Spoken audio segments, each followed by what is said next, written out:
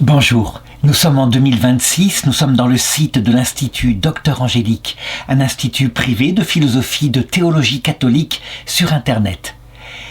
Je suis dans le cours d'histoire de la dogmatique et je voudrais aborder l'apparition au XVIe siècle d'une nouvelle forme de théologie fondamentale, je veux dire par là de définition de l'origine de la certitude de notre foi. Il faut savoir que jusqu'à là, dans l'Église catholique comme dans l'Église orthodoxe, qui se sépare en 1054, il y a une théologie fondamentale assez unifiée finalement, à savoir que même s'il n'y a qu'une source de la vérité qui est le Christ qui a prêché, qui a envoyé son Esprit Saint à la Pentecôte et qui l'a envoyé tout au long de l'histoire de l'Église, ce que Jésus a dit nous parvient par trois canaux où cette eau vive peut parvenir jusqu'à notre intelligence et descendre, s'il le faut, jusqu'à notre cœur. Ces trois canaux sont dans l'ordre d'importance la tradition, puisque le Seigneur n'a rien enseigné et qu'il a parlé à des hommes, puis à la Pentecôte. L'Esprit Saint est venu dans leur cœur pour leur rappeler tout ce que Jésus avait dit, et l'Esprit Saint n'a cessé de continuer de venir dans leur cœur. La tradition, c'est tout simplement le cœur des saints, des hommes qui, inspirés par l'Esprit Saint, leur rappelle tout ce que Jésus a enseigné. C'est donc quelque chose de vivant, mais il faut le reconnaître, qui présente des risques, parce que on peut facilement, étant porté à l'orgueil, confondre l'Esprit Saint avec son propre esprit et croire que sa propre interprétation spirituelle de la parole de Jésus est la vraie interprétation. Le deuxième canal a été mis en place par la première génération, ceux qui ont entendu la prédication du Christ ou qui ont connu. C'est l'écriture sainte qui se termine et qui achève sa dernière écrit avec l'évangile selon saint Jean vers 90 après Jésus-Christ, est déjà un canal dégradé, puisque tant que les écrivains ecclésiastiques sont là, ils peuvent répondre à une mauvaise interprétation de l'écrit, mais quand ils ne sont pas là, on peut très bien mettre son propre esprit pour interpréter l'écriture sainte. En tout cas, avec deux canaux, l'Esprit Saint, dans le cœur des saints, la tradition et l'écriture, on a déjà un support. Mais un support, on le voit, qui est un peu instable, comme l'homme lorsqu'il est monté sur ses deux jambes. Un troisième support va arriver très vite. Dès d'ailleurs les Actes des Apôtres, avec le Concile de Jérusalem, on l'appelle le magistère de l'Église. Jésus avait promis dans l'Écriture qu'il permettrait à cette Église d'être protégée, qu'il y aurait Pierre en particulier à qui il confie une mission, et que cette Pierre, il fonderait son Église et que les portes de l'enfer ne l'emporteraient plus. Le Seigneur l'avait confirmé, il avait dit à un moment donné que Pierre et les apôtres seraient réclamés par le démon pour être passés au crible comme froment, c'est-à-dire être tombés pour qu'ils tombent. Mais que Jésus, lui, avait prié pour Pierre afin que sa foi ne défaille pas. Ce qui ne veut pas dire qu'il ne tomberait pas. Il est tombé, il n'était pas présent à la croix, mais que sa foi profonde, sa connaissance et son enseignement de la vérité que le Christ avait enseigné ne défaillent pas, et que, quand il serait revenu de sa trahison, il confirme ses frères dans la foi. Ainsi donc, il y avait un troisième support de la vérité, ce qui fait un socle sur 3 pieds. Et là, la stabilité, on la voit.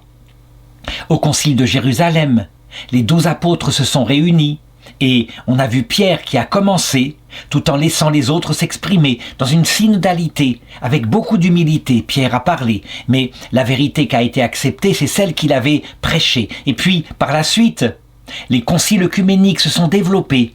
D'abord les 7 premiers conciles œcuméniques en Orient, et puis d'autres conciles œcuméniques avec une reprise de la définition de la foi à l'époque du pape Innocent III. Et puis, là, voici qu'apparaît cette révolte contre l'Église catholique en Occident qui va aboutir à une nouvelle théologie fondamentale à partir d'un homme qui va réformer la religion. Et cet homme s'appelle Martin Luther. Il va être suivi par d'autres qui vont être d'accord avec lui sur certains points. D'autres réformateurs comme Zwingli, comme Jean Calvin, etc.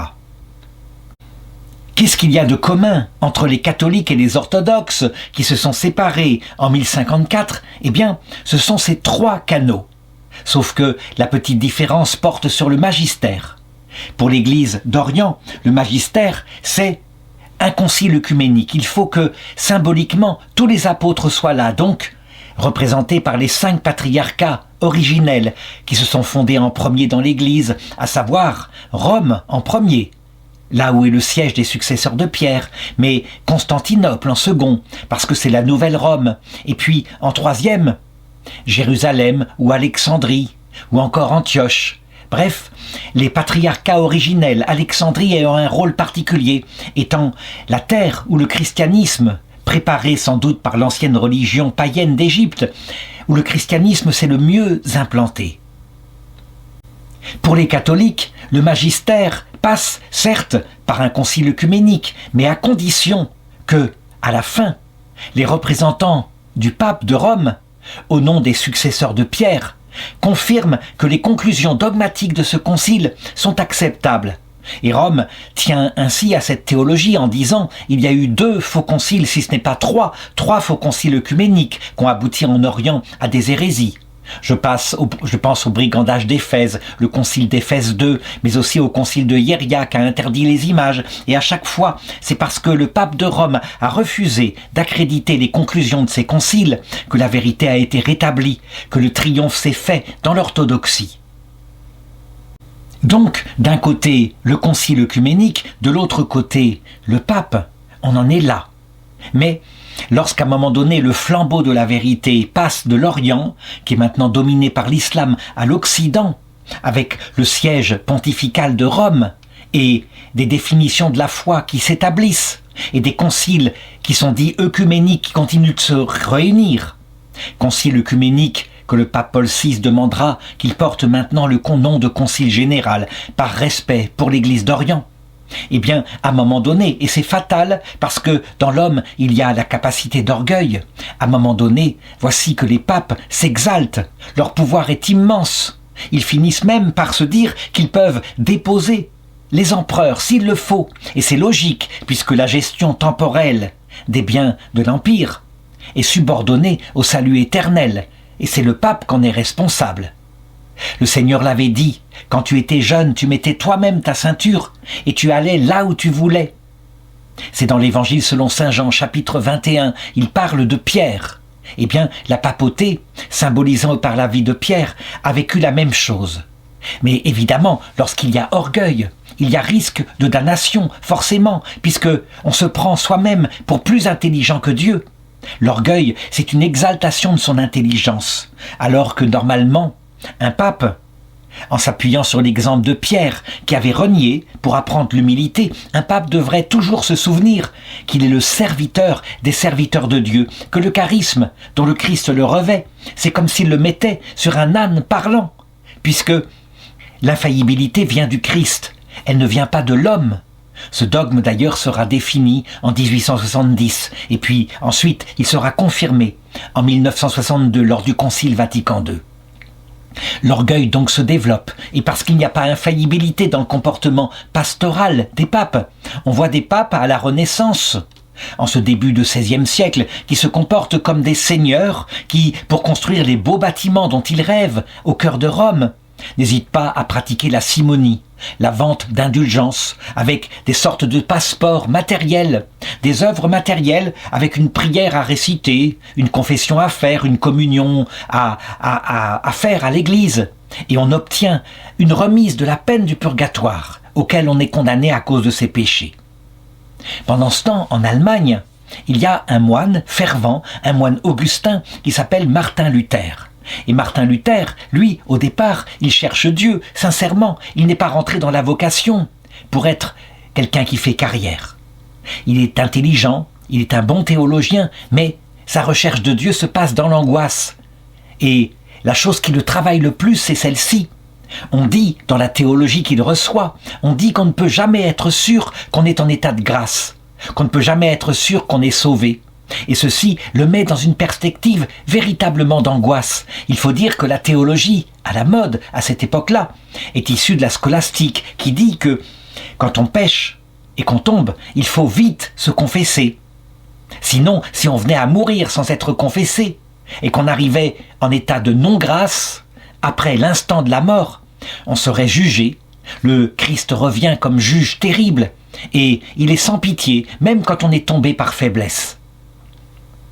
Il y a quelque chose dans cette théologie scolastique qui a été inaugurée par saint Augustin au IVe siècle, qui s'est répandue en Occident. Il y a quelque chose du point de vue de l'eschatologie qui peut être très inquiétant. Les mystiques, quant à eux, ils résolvent le problème en se remettant dans la confiance en Dieu, en disant « Oui, je suis un pauvre pécheur, aie pitié de moi ».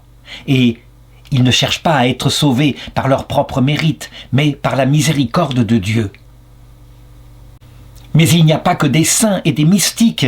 Dans l'Église catholique, il y a aussi des gens beaucoup plus inquiets qui, eux, disent, en regardant leur propre vertu, il suffit de se prendre en main.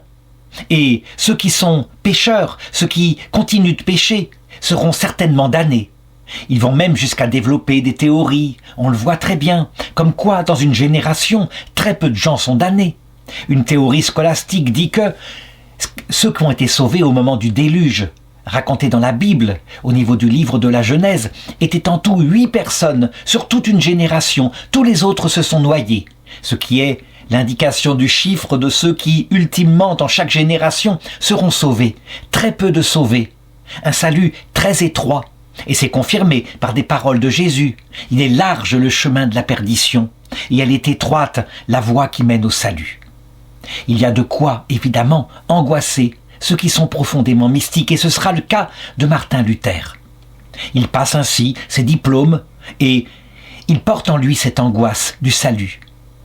Il se demande comment trouver une solution, comment sortir de cette chose qui torture son âme. Et il tombe à un moment donné sur un passage de l'Écriture qui va être, on peut le dire, sa nuit d'illumination. Illumination de son cœur. Il va retrouver la paix à partir de là. C'est un passage dans l'Épître aux Romains, chapitre 3, verset 28, et qui dit ceci, c'est saint Paul qui parle. « Car nous estimons que l'homme est justifié par la foi et sans la pratique de la loi. » Évidemment, le texte qu'il lit ainsi aurait dû tout de suite lui dire la pratique de la loi, ce qui est visé ici. C'est ce que le Concile de Jérusalem avait dit qu'il ne fallait pas pratiquer, la loi de l'Ancien Testament, les pratiques extérieures, matérielles. Eh bien, Martin Luther va appliquer cela aussi aux pratiques ecclésiales du Nouveau Testament, les pèlerinages, les prières récitées matériellement, tous les rituels, les indulgences, pourquoi pas. Et il garde de ce verset que « car nous estimons que l'homme est justifié par la foi seul ». Concrètement, ça donne ceci. Il suffit de faire confiance en Dieu, de tout son cœur. Il l'a montré à la croix, de lui faire confiance. Et le péché originel, il en déduit ça manifestement, a détruit notre liberté. Il le sait, lui qui tombe sans cesse dans les mêmes péchés. On peut penser probablement des tentations qu'ont les hommes habituellement.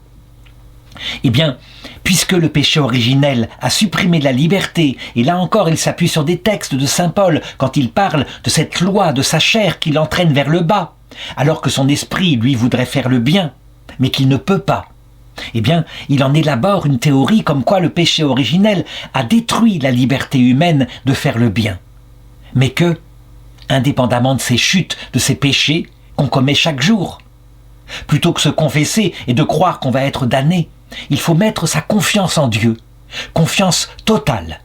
On peut le dire, ce qu'apporte Martin Luther ressemble quelque peu à la petite voix, à son début, de sainte Thérèse de l'Enfant Jésus, quand elle dit « J'ai repéré qu'il y avait maintenant dans les immeubles des nouveaux matériels, des ascenseurs qui permettent de monter à l'étage. Eh bien moi, la petite voie que je propose, c'est celle-ci. Puisque nous sommes comme un petit enfant, nous nous jetons dans les bras de Jésus. Et Jésus, lui, il prend l'ascenseur, et dans ses bras, il nous porte vers le ciel, en prenant l'ascenseur. Et c'est une petite voie toute droite, une voie de confiance, une voie qui mène à la vie éternelle. Alors, on devrait dire, d'après ce que je dis, que sainte Thérèse de l'Enfant Jésus, docteur catholique, docteur de l'Église, est luthérienne. Ah non, parce qu'elle ne s'arrête pas là. Martin Luther, quant à lui, cette intuition va tellement le bouleverser qu'il s'arrête là et qu'il dit « La foi suffit ». Et c'est tout. Faire confiance en Dieu, et on restera pécheur toute sa vie, mais en ayant confiance en Dieu, même si on tombe dans des péchés, quoi qu'il arrive, on est sûr, on sera sauvé. Telle est la théologie de Martin Luther. Pour sainte Thérèse de l'Enfant Jésus, cette première étape, la voie de l'enfance, va être suivie par une autre étape. On grandit dans les bras de Dieu, on devient adulte et à un moment donné, on devient comme l'épouse mystique de Dieu. Ça veut dire une adulte qui collabore avec Dieu, qui, portée par la confiance en Dieu, ne se contente pas d'être passive dans les bras de Dieu et d'être montée dans l'ascenseur, mais qui collabore par ses actions, qui travaille, et parce qu'elle aime Dieu de tout son cœur. Son amour se transforme en des œuvres pour Dieu qu'elle décrit. Elle, qui est dans son couvent, qui ne l'a jamais quitté, des œuvres très simples, comme faire de chaque chose qui peut arriver dans la journée, avec sa fragilité, d'en faire des petits sacrifices par amour pour Dieu. Elle se bat pour sa part dans les défauts qu'ont les femmes très souvent, le fait de tout voir, les défauts des autres sœurs, d'être agacée. Eh bien, elle fait de cela une lutte permanente pour que ça ne paraisse pas extérieurement, qu'elle se montre bonne, gentille, avec celles qui l'agacent, et vraiment de leur rendre service. Elle indique ainsi à sa petite novice, qui s'appelle Sœur Marie de la Trinité, des actions très simples qui permettent de développer l'humilité et l'amour de charité pour Dieu et pour son prochain. Évidemment, tout cela est fondé sur la foi, sur la confiance en Dieu. La foi est essentielle, elle est comme la porte de cette vie de charité. Voilà la différence entre la pensée catholique et la pensée de Martin Luther. Mais on voit que la pensée de Martin Luther, au point de départ, est quelque chose d'essentiel, une revitalisation. Alors que dans l'Église catholique, à cette époque-là, il y avait une dégradation par des pratiques extérieures, matérielles, qu'il fallait convertir normalement.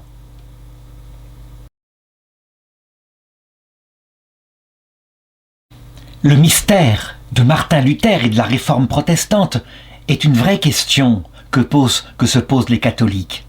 Pourquoi Dieu n'a-t-il pas permis, une fois de plus, que par la ferveur de Martin Luther, qui aurait peut-être pu être canonisé s'il était resté dans l'Église, pourquoi a-t-il permis au contraire une division si grave de l'Église que la papauté va perdre la moitié de la chrétienté occidentale, après la réforme de Luther qui commence à être mise en place par les affichages qu'il fait de thèses qui revendiquent une critique de l'Église à partir de 1517. Eh bien, je dirais que là, il faut un regard d'intelligence spirituelle concernant Dieu. Mais, très simplement, je dirais que c'est l'Ancien Testament qui nous donne la raison de tout cela. On voit que Salomon, le roi Salomon, qui est un peu l'image de l'Église fondée par le Christ, dans sa jeunesse, était un jeune homme extraordinairement sage. Dieu lui proposait de demander ce qu'il voulait. Il ne demande pas l'argent, il ne demande pas la gloire, il demande la sagesse. Et Dieu lui dit, parce que tu m'as demandé la sagesse, alors tu auras aussi l'argent et la gloire, donc la réussite extérieure. L'Église catholique, c'est un peu pareil. Durant les 4 premiers siècles, persécutée par les Romains, avec les martyrs qui sont là, elle demande simplement d'obtenir la vie éternelle, et elle l'obtient. Et au IVe siècle, à partir de l'année 315 à peu près, 313, avec l'empereur Constantin, elle devient la religion favorisée dans l'Empire romain. Et en 380, par là, avec l'empereur Théodose Ier, elle devient la religion officielle de l'Empire romain. Elle dirige maintenant la pensée spirituelle de l'Empire romain. Elle est comblée de gloire, un peu comme Salomon. Mais la gloire corrompt, je l'ai dit tout à l'heure. Nous portons en nous cette chair qui nous entraîne vers le bas.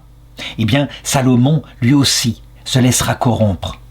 Il est corrompu d'abord vers l'âge de 40 ans. On dit que c'est lui qui a écrit le livre de Qoéleth, qui est un livre de cynisme en disant « À quoi ça sert tout cela ? Oui, je vais observer la loi de Dieu, pour ne pas qu'il m'arrive de malheur, c'est sagesse. » Mais vers l'âge de 70 ans, il est devenu profondément corrompu. Il a pris 1000 épouses, 700 concubines, pas pour coucher avec elles, mais pour sa gloire. Il aime sa gloire. Et il met à un dur esclavage pour construire le temple de Jérusalem et des œuvres qu'il veut faire, le peuple hébreu. Et puis, il se met à adorer les dieux et les déesses de ses épouses et de ses concubines. Alors, Dieu lui apparaît dans le premier livre des rois, chapitre 11, verset 11, et il lui dit parce que tu t'es comporté ainsi et que tu n'as pas observé mon alliance et les prescriptions que je t'avais faites, je vais sûrement t'arracher le royaume et le donner à un de tes serviteurs. Seulement, je ne ferai pas cela durant ta vie en considération pour ton père David.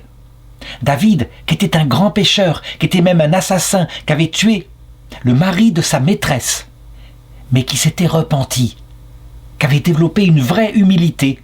Il s'était frappé la poitrine avec sincérité.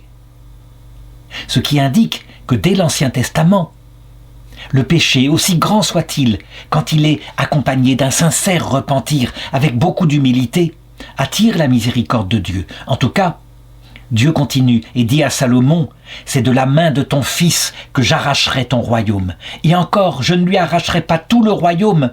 Je laisserai une tribu à ton fils en considération de mon serviteur David et de Jérusalem que j'ai choisi. » Traduit pour l'Église, dont Salomon est l'image, eh bien, c'est comme si, d'un décret de Dieu, à cause du grand orgueil de l'Église catholique à Rome, Dieu avait dit « Je ne te retirerai pas à toi, pape, la totalité de l'Église en considération de l'Église catholique que j'ai choisie comme étant l'Alliance sainte, mais je te retirerai tout un certain nombre de peuples. » Et le texte continue en disant « Yahvé suscita un adversaire à Salomon, l'Édomite Hadad de la race royale d'Édom. » Eh bien, il se passe la même chose. Martin Luther met donc ses affiches en dénonçant le commerce des indulgences en particulier et aussi d'autres pratiques qui sont matérielles et qui sont véritablement qui méritent d'être dénoncées. Il ne cède pas. Aussitôt, il ouvre un grand vent de liberté. En Allemagne, beaucoup de gens et des princes le suivent, l'encouragent et lui disent de se méfier.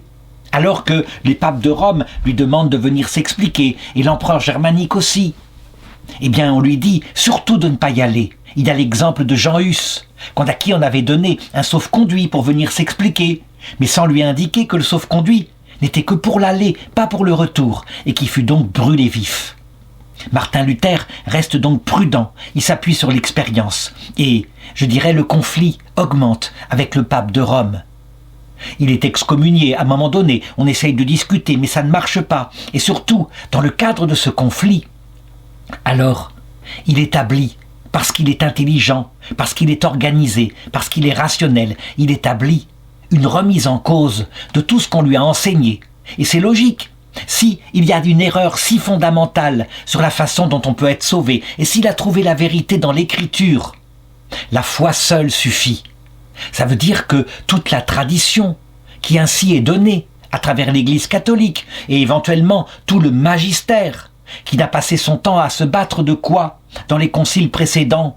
Est-ce que le concile est supérieur au pape? Est-ce que le pape est supérieur au concile? Je l'ai vu dans des vidéos précédentes. Eh bien, c'est que tout cela, c'est invention humaine. Et Martin Luther structure ces critiques qui deviennent de plus en plus radicales du christianisme, touchant jusqu'à la théologie fondamentale. Il les structure à partir de textes de l'Écriture.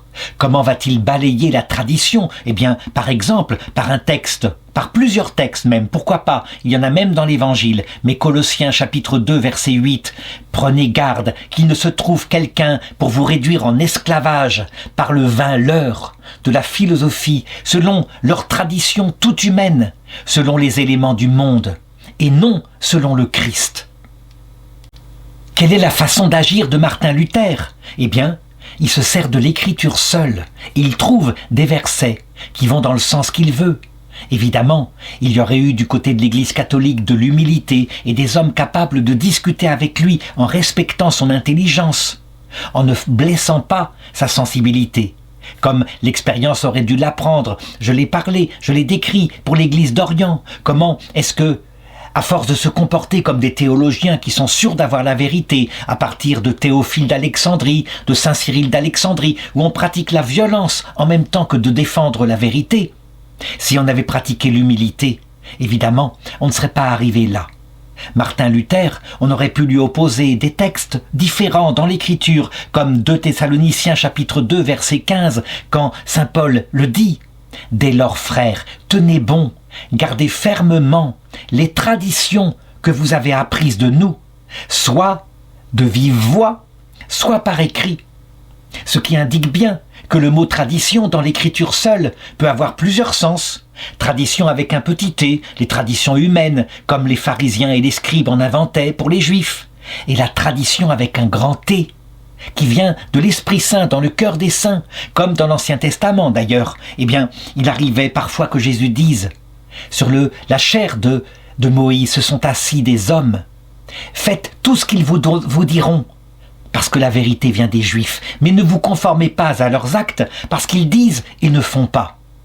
Il y a donc bien, quelque part, une vraie tradition portée par l'Esprit Saint, comme je l'ai montré au début de cette vidéo. Eh bien, Martin Luther, ainsi, en opposition avec des papes qui eux aussi, du haut de leurs sièges pontificaux, sont absolument sûrs de la vérité, la chose se durcit. Et donc, par lui-même, à partir de cette Bible seule, Martin Luther va élaborer deux choses essentielles à comprendre dans l'histoire des dogmes, qui est le cours que je fais ici. D'abord, une nouvelle dogmatique générale, une nouvelle conception du salut, qu'il élabore à partir de l'Écriture, à savoir celle-ci. Il y a eu Adam et Ève, il y a eu le péché originel, et après le péché originel, la liberté a été détruite pour faire le bien qui plaît à Dieu et qui pourrait conduire au salut. L'homme est devenu incapable de faire le bien, et il est tombé, il a sombré dans la barbarie, tant que Dieu n'est pas venu pour le relever. L'Ancien Testament, évidemment, est l'histoire de la relevaille venant de Dieu, jusqu'à la venue de Jésus-Christ. Et Jésus-Christ, quant à lui, eh bien, il vient sauver les hommes. Non seulement il prend sur lui le péché des hommes à la croix, mais c'est lui qui appelle qui il veut. Le salut se fait par le don de Dieu. La foi est un don de Dieu. La grâce seule vient nous chercher, comme d'ailleurs Jésus le dit. Ce n'est pas vous qui m'avez choisi, c'est moi qui vous ai choisi pour que vous portiez du fruit. Ainsi donc, par sa grâce seule, Jésus vient nous sauver. Quelle est la réponse que peut faire l'homme ? La confiance. Uniquement la confiance. Il reste détruit par le péché originel. Jésus n'a pas voulu rectifier sa liberté. Mais il peut se mettre dans les bras de Dieu avec confiance. Alors, il sera porté vers la vie éternelle. Il tombera, peu importe qu'il fasse confiance en Dieu. Le test est la confiance. Et la foi seule le sauvera. Évidemment, devant une telle confiance à celui qui est ainsi venu sur terre et a accepté de mourir et de prêcher, forcément, il va surgir la charité.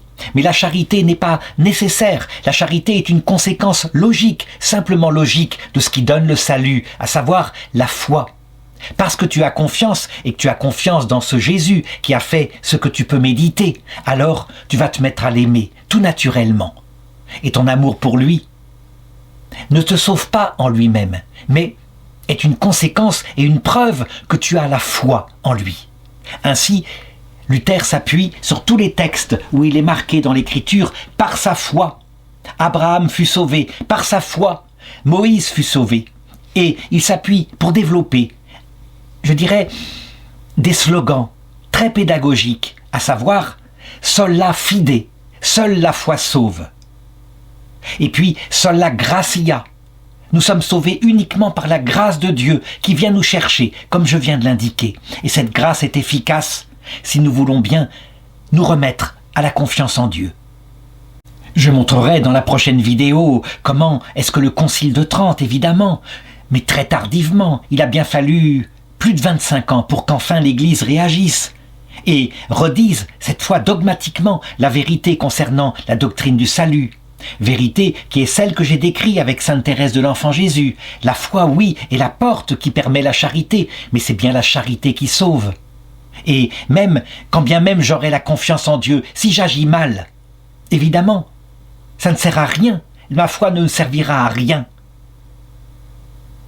L'Église, stimulée par Luther, s'appuyant sur l'Écriture, donnera ce qu'elle estime être la vraie théologie à partir de textes comme celui-ci, Matthieu 7, 21, quand Jésus dit « Ce n'est pas en disant simplement, passivement, « Seigneur, Seigneur » qu'on entrera dans le royaume des cieux, mais c'est en faisant. la volonté de mon Père qui est dans les cieux. Et des textes comme saint Paul qui confirment le rapport de la foi et de la charité active, c'est-à-dire une charité qui ne se contente pas de dormir passivement dans les bras de Jésus comme un enfant, mais qui va plus loin, qui est comme une épouse qui s'occupe des enfants dans la maison. Comme Galates chapitre 5 verset 6, en effet, dans le Christ Jésus, ce n'est pas la circoncision ni l'incirconcision qui compte. Donc là-dessus, je crois qu'avec Martin Luther, l'Église est d'accord pour dire que la loi de Moïse, la loi matérielle, était une préparation, qu'il ne faut pas la suivre. C'est d'ailleurs ce que dit le Concile de Jérusalem, et saint Paul continue. Mais c'est seulement la foi opérant par la charité. Donc, l'Église ne va pas rejeter la doctrine de Luther, mais montrer qu'elle ne va pas assez loin. La foi doit produire la charité, et le salut est dans la charité. Mais ça, j'en parlerai dans la prochaine vidéo. Ce que je voudrais indiquer maintenant, c'est la nouvelle théologie fondamentale que Luther, dans sa lutte contre l'Église catholique, envers qui il est extraordinairement dur, va établir ici.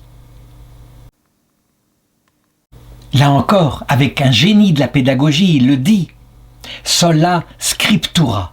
C'est un slogan, mais un slogan très fort qui montre que toutes les sources qui sont en dehors de l'écriture sont du vent. La tradition, le magistère, invention pure. Mais dans l'écriture, il y a possibilité de trouver la vérité. Il suffit de la lire avec évidemment quelques instruments critiques et surtout avec l'aide de la présence du Saint-Esprit. Tous les protestants ne seront pas ainsi comme l'était Martin Luther, des mystiques ayant le cœur angoissé, marchant vers Dieu. Il y aura des protestants comme Jean Calvin qui, lui, rendra mathématique et matérielle la pensée de Luther, la durcissant, la rendant presque insupportable, allant jusqu'à tirer des raisonnements qu'on peut tirer en conclusion de Luther, comme par exemple, si la foi est un don de Dieu, si la grâce vient de Dieu seul, et que la foi seule sauve, alors ceux qui ne reçoivent pas le don de la foi, c'est que Dieu n'a pas voulu la leur donner, et que donc qu'il les a prédestinés à la damnation éternelle. C'est logique. Et Jean Calvin établira à Genève la double prédestination. Il fait ce qu'il veut, après tout. Nous sommes un peu comme des vases dans les mains d'un potier. S'il veut casser un vase, il le casse. Et s'il veut garder un vase, il le garde. Évidemment, il y a là quelque chose qui fait tomber, qui détruit tout l'amour et toute la miséricorde que Jésus a montré à la croix. Mais on peut le dire, Jean Calvin, c'est parce que il n'a pas le cœur tendre comme Martin Luther. Martin Luther donnera des disciples extraordinaires comme Jean-Sébastien Bach, le grand musicien. Et on le voit, la sensibilité de Jean-Sébastien Bach n'est pas faite de logique mathématique, loin de là. Le calvinisme sera considéré par la suite par beaucoup de protestants comme étant une dérive pratiquement sectaire du protestantisme. Mais ce qu'il y a de commun à tous ces protestantismes, c'est donc cette nouvelle théologie fondamentale. Oui, la certitude qu'on est dans la vérité vient de l'écriture seule. Là, il faut que je m'arrête un instant avant de terminer cette vidéo. Est-ce que cette théologie fondamentale peut marcher ? Il faut regarder l'expérience de toutes les églises protestantes qui sont sorties de la réforme de Martin Luther à partir de 1517. En réalité, l'expérience déjà plus que millénaire de l'Église avait montré que c'était impossible, que quand on a l'écriture seule, les 6 premiers conciles œcuméniques le démontrent, on n'est même pas d'accord sur la nature du Christ, savoir s'il est Dieu ou s'il est simplement un homme ou un ange supérieur fait homme. L'écriture toute seule est insuffisante. Il faut obligatoirement s'appuyer sur une tradition dans le cœur de ceux qui prient. Et puis, il y a bien, à un moment donné, les conciles qui, réunis ensemble, font confiance à l'Esprit Saint et la vérité qui sort. D'ailleurs, les luthériens accepteront les 6 premiers conciles œcuméniques, mais pas le 7e. Pourquoi ? Pourquoi n'acceptent-ils pas le 7e alors que, pendant les 6 premiers conciles qui définissent la Trinité et la nature du Christ, ils l'acceptent ? Parce que la tradition que répand Martin Luther vient d'abord de son propre jugement. Forcément, s'il n'y a que l'écriture, alors confronté à l'écriture, selon ce qu'il décide, avec son intelligence à lui. Telle chose, il va les garder. Et donc les 6 premiers conciles, il va forcément les garder. Mais les images, le 7e concile, quand on voit que dans les commandements de Moïse, il est interdit de représenter des images, les images qui sont définies et acceptées par le 7e concile, Martin Luther va décider que non, c'est une tradition humaine à partir de là. Et l'Église, à partir de là, tombe dans l'erreur, s'imbibe de paganisme. Il va élaborer toute une théorie. Alors donc, est-ce que Martin Luther et les réformés sont fondés sur l'écriture seule? La réponse, je répondrai non, on le voit bien. Dans l'Apocalypse, il y a des images matérielles qui sont prises, on représente même le Christ, à travers 4 animaux, dont l'un est un jeune veau, le veau d'or. Le Christ est représenté comme un veau, comme un jeune taureau. Ce qui veut dire que, à partir de maintenant, dans l'Apocalypse, parce que Jésus est mort sur la croix, toutes les idoles qui d'ailleurs auparavant n'étaient que la projection des fantasmes humains, cette fois, à la lumière de Jésus, peuvent prendre un sens vraiment chrétien. Oui, il est le sacrifice parfait. Un taureau magnifique qu'on offre à Dieu, qui remplace tous les animaux qui n'étaient que l'image de ce qu'il serait. Il est aussi l'aigle parce que son regard va loin. Il voit directement le Père. Il vient de Dieu et il nous l'enseigne. Il est aussi le lion de Juda parce que sa puissance est celle du Créateur. Il aurait pu à la croix anéantir tous ceux qui se moquaient de lui, mais il ne l'a pas fait. Il est donc l'agneau avant d'être le lion. En réalité, on le voit bien, Martin Luther établit donc une nouvelle tradition, la tradition protestante. Et quand les protestants disent « Mais non, nous fondons sur l'écriture seule », évidemment que non, ils se fondent sur les choix d'un nouveau magistère. Un nouveau magistère, c'est-à-dire un nouveau maître revêtu de l'infaillibilité. Et ce maître s'appelle Luther et les premiers réformateurs, qui transmettent à leur Église mutuelle les traditions. Et les réformateurs, du coup, vont se démultiplier, et les églises protestantes se démultiplier aussi, avec un certain avantage. La pratique de la tolérance entre protestants, étant donné qu'il y a persécution par la grande Église catholique. Mais l'inconvénient, c'est cela. C'est qu'en réalité, on se ment à soi-même. Bien sûr qu'on ne peut pas faire autrement que d'avoir 3 supports pour être sûr de la vérité, et donc le sola scriptura, c'est une illusion, mais qui ne dure pas chez tout le monde. Il y aura par exemple Saint John Henry Newman, un protestant anglican, qui, en réfléchissant sur l'histoire de l'Église, dira « Mais oui, c'est impossible », et qui rejoindra l'Église catholique en disant « Il faut l'admettre, il y a obligatoirement 3 supports, 3 sources, plutôt 3 canaux par où la source nous apparaît, que sont la tradition, l'écriture et le magistère qui confirme. » En tout cas, et c'est comme ça que je conclurai cette vidéo, on le voit, même si les protestants s'illusionnent, de fait, l'Église en ressort divisée, gravement divisée, et cette réforme ira jusque dans l'orthodoxie. À un moment donné, l'orthodoxie devra véritablement combattre l'arrivée de la réforme protestante par l'Allemagne en particulier. Elle y résistera plus ou moins victorieusement. Il y a donc maintenant 3 théologies fondamentales et donc 3 églises, catholiques, orthodoxes, protestantes. Et là, il faut toujours avoir en tête que si Dieu permet ainsi la division contre laquelle il avait prié juste avant sa mort sur la croix, qu'il soit un comme nous sommes un, eh bien, ce n'est pas parce qu'il veut la division comme une finalité. Il n'y aura un jour qu'un seul troupeau, un seul pasteur, tout se réunira lors du retour du Christ. Mais c'est par défaut, comme un moyen, à cause de l'orgueil. Il ne peut pas faire autrement que d'imposer ainsi une division quand il voit que la Sainte Église, là où sont les promesses, se comporte comme s'était comporté le roi Salomon. Alors, il faut bien une peine de cette façon-là, qui, au moins, aboutit à quoi? Une perte de pouvoir, du coup, une réflexion sur soi, une réforme, ce que sera la contre-réforme catholique, et puis un regard d'humilité sur sa propre histoire, ce que fera le pape Jean-Paul II en l'an 2000, avec les repentances, concernant tous les péchés des hommes d'Église sur 2000 ans.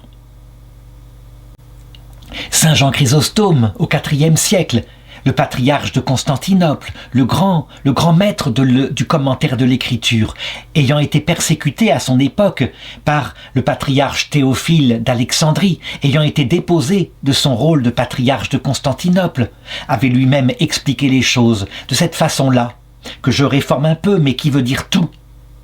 Donnez-moi 2 attelages pour une course de chars, et mettez l'attelage de droite avec le cheval orthodoxie, donc la vérité tout entière, et l'accompagnant, pour tirer le char, le cheval orgueil. De l'autre côté, à gauche, mettez le cheval hérésie, avec, pour l'accompagner, le cheval humilité. Lequel de ces 2 chars gagnera la course? Eh bien, vous verrez, ce sera le char de l'humilité, non pas à cause du poids de l'hérésie, mais à cause de la puissance de l'humilité.